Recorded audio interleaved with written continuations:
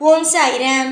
என் அன்பு செல்லமே, என்னுடைய அழகான தங்கமே, ஒவ்வொரு நிமிஷமும் உன்னுடைய வாழ்க்கையை பற்றி யோசித்து யோசித்து நீ மட்டும் சோர்ந்து போகவில்லை. நானும் உன்னுடைய வாழ்க்கையை பற்றி யோசித்து கொண்டு தான் இருக்கிறேன். ஆனால் என்ன, நான் உன்னுடைய வாழ்க்கையை பற்றி யோசிக்கும் பொழுது சோர்ந்து போக மாட்டேன். ஏன் தெரியுமா? நீ நினைக்கும் வாழ்க்கையோ பயமானது, நான் உனக்காக யோசித்து வைத்திருக்கும் வாழ்க்கையோ அமிர்தமானது. நீ நினைக்கும் விஷயங்கள் என்ன தெரியுமா? ஐயோ, இப்படி நடந்துருமோ, நம் வாழ்க்கையில் அப்படி நடந்துருமோ என்று ஒவ்வொரு விஷயத்தையும் போட்டு குழப்பிக்கொள்கிறாய்.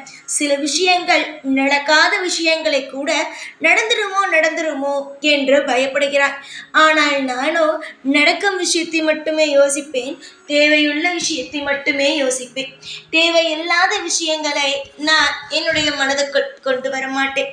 நீங்கள் அனைவரும் நினைக்கிறீர்கள் மனிதர்களுக்கு மட்டும்தான் இங்கு கஷ்டம் என்று. தெய்வங்களுக்கு கஷ்டமே இல்லை. தெய்வங்கள் நம்மை ஆட்டித்தானே வைக்கிறார்கள். தெய்வங்களுக்கு எப்படி கஷ்டம் இருக்கும்? தெய்வங்களானவர்களுக்கு ஒரு பொழுதும் கஷ்டமே இல்லை. அதனால்தான் நம்மை போட்டு சோதிக்கிறார்கள் என்று நினைத்து கொண்டு இருக்கிறார். அம்மா, உனக்கு மட்டும் இந்த உலகத்தில் கஷ்டம் என்பது இல்லை அம்மா, எங்களுக்கும் இருக்கு. நீங்கள் கஷ்டப்படும் போது நாங்களும் உங்களோடு சேர்ந்துதான் அம்மா கஷ்டப்படுகிறோம். பிள்ளைகள் தவறு செய்து விட்டார்களே, தவறு செய்த பிறகுமே அவர்களுக்கு எந்த ஒரு விதத்திலும் இப்பொழுது உதவி செய்ய முடியாமல் நிற்கிறோமே. நம்முடைய பிள்ளைகள் எங்களை தேடி வந்து விட்டார்களே, ஆனால் அவர்களுக்கு தக்க நேரத்தில் உதவி செய்ய முடியாத ஒரு நிமிஷங்களாக மாறிவிட்டது என்று நான் எப்பொழுதுமே கவலைப்படுவேன். இனிமேல் நீ ஒரு பொழுது கவலைப்பட வேண்டாம். உனக்கு யாரும் இல்லை, எந்த ஒரு விஷயத்தையும் செய்து கொடுக்க யாரும் இல்லை. நமக்காக ஒரு நிமிஷம் கூட கண்ணீரை சிந்த இங்கு ஆளில்லை என்று நினைத்தாய் அல்லவா? எப்பொழுது புரிந்திருக்குமே உனக்காக யாரெல்லாம் இருக்கிறார்கள், உனக்கு என்னென்ன விஷயங்களை எல்லாம் செய்வதற்கு இருக்கிறார்கள் என்பது உனக்கு புரிந்திருக்குமே. அம்மா, உன்னுடைய தேவைகளை என்னவென்று அறிந்து ஒவ்வொன்றாக நான் செய்து கொடுத்து கொண்டே இருக்கிறேன்.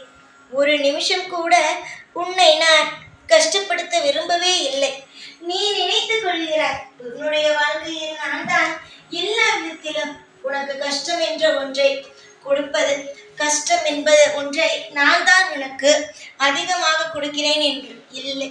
நீ செய்த கர்ம வினைக்கான பலன்களை தான் அனுபவிக்கிறாயே தவிர நான் உனக்கு கஷ்டங்களை தருவது கூட கிடையாது. நிறைய பேர் இப்படிதான் நினைக்கிறீர்கள், தெய்வத்தை வணங்குகிறேன் ஆனால் தெய்வமோ என்னை கஷ்டப்படுத்துகிறது என்று. ஆனால் நான் மட்டும் சொல்வேன், ஒரு பொழுதும் ஒரு நாளும் நீ கஷ்டம் என்ற ஒன்றை படாது. உனக்கு தனியாக நான் இங்கு உன்னை விடவும் மாட்டேன். எல்லா நிமிஷத்திலேயும் உன்னை நான் பாதுகாப்பான நிலைமையில் தான் வைத்திருக்கிறேன். ஆனால் என்ன, எத்தனை முறை சொன்னாலும் உனக்குத்தான் புரிவதே கிடையாது. முதல் புரிந்து கொள், தெரிந்து கொள். உன்னை சுற்றி எத்தனை மாய வலைகள் இருக்கிறது என்பது தெரிந்து கொள். சில பேர் உன்னிடம் கடுமையாக நடந்து கொள்வார்கள், ஆனால் அவர்களை கெட்டவர்கள் என்கிறார்கள். சிலர் உன்னை நீதான் உலகத்திலேயே நல்லவன், நீ போல் இல்லை என்பார்கள். அவனை நம்புவீர்கள். அவனை பார்த்தால் உனக்கான மாய வலையை போட்டுக்கொண்டு இருப்பான். இங்கு திட்டி பேசுவவன் கெட்டவனும் அல்ல, சிரித்து சிரித்து பேசுபவன் நல்லவனும் அல்ல. நீங்கள் தான் உங்களுடைய வாழ்க்கையை புரிந்து கொள்ள வேண்டுமே தவிர மற்றவர்கள் யாரும் புரிந்து கொள்ள உங்களுடைய வாழ்க்கையை வைக்க முடியாது. புரிகிறதா நான் என்ன சொல்கிறேன் என்று? உன்னுடைய வாழ்க்கையில் இதுவரைக்கும் நடந்த ஒவ்வொன்றும் உனக்கு தெரிந்தது. ஆனால் இதற்கு மேல் உன்னுடைய வாழ்க்கையில் நடக்க போகும் விஷயங்கள் என்னென்ன என்பது உனக்கு தெரியுமா? தெரியாதே. காரணம், நீ சாதாரண மனிதன், அவ்வளவுதான். நான் தான் உனக்கு சொல்ல வேண்டும், இந்தந்த விஷயங்கள் எல்லாம் நடக்க போகிறது. சற்று பொறுத்திரு, சற்று நிதானமாக இரு என்று. சரியா என்னுடைய தங்கமே? உன்னை நான் ஒரு பொழுதும் கஷ்டப்படுத்துவது கிடையாது. உன்னுடைய வாழ்க்கையை நான் எப்பொழுதோ ஒவ்வொரு வார்த்தைக்கும் சாயப்பா சாயப்பா என்று ஒவ்வொரு முறையும் நீ சொல்லிக்கொண்டேதான் இருக்கிறாய். நான் உன்னுடைய அப்பா என்றுதானே என்னை சாயப்பா என்று கூப்பிடுகிறாய். கூடிய விரைவில் உன்னுடைய வாழ்க்கையில் மாற்றங்களும் நடக்கும். எதிர்பார்த்த ஒவ்வொரு விஷயங்களும் உனக்கு தேவைப்படும் நேரத்தில் கண்டிப்பாக நான் கொடுப்பேன். தூரமாக நான் இருக்கிறேன் என்று நினைத்து விட்டாயோ என்னமோ? நான் தூரமாகலாம் அல்லம்மா, உன் பக்கத்திலேயே தான் இருக்கிறேன். உனக்கு தேவைப்படும் ஒவ்வொரு விஷயத்தையும் செய்து கொடுக்க நான் எல்லா முறையிலும் நான் உனக்கு துணையாகத்தான் இருக்கிறேன். யார் என்ன சொன்னாலும் சரிதான். நீ இது செய்யக்கூடாது, அது செய்யக்கூடாது, அந்த விஷயம் செய்யக்கூடாது, இந்த விஷயம் செய்யக்கூடாது என்று ஒவ்வொரு விஷயத்தையும் போட்டு உனக்கு ஏதாவது ஒன்று சொல்லிக்கொண்டே இருந்தால் கூட நீ எதையுமே நினைத்து கவலைப்படவே வேண்டாம். புரிந்ததா? எல்லோரும் அவரவர்களுடைய வாழ்க்கையை வைத்து ஒவ்வொன்று சொல்வார்கள். உன்னுடைய வாழ்க்கையில் எது சிறந்ததோ, உன்னுடைய வாழ்க்கையில் எது முக்கியமானதோ அதை மட்டும் எடுத்துக்கொள். மற்றபடி வேறு எதையும் நீ எடுத்துக்கொள்ள வேண்டும் என்று அவசியமில்லை. புரிந்ததா? நான் உனக்காக நிறைய திட்டங்களை போட்டு வைத்திருக்கிறேன். என்னுடைய பிள்ளைக்கு என்னென்ன செய்தால் நல்லது, ஏதேது செய்தால் நல்லது என்பதை ஒவ்வொன்றாக நான் கணித்து அந்தந்த நேரத்திற்கு குறித்து வைத்திருக்கிறேன். நிச்சயமாக உன்னுடைய வாழ்க்கையில் நான் சொன்னபடியே அனைத்துமே நடக்கும். நம்பிக்கை மட்டும்தான் உனக்கு தேவை. தெய்வத்தின் மீது நம்பிக்கை வேண்டும்.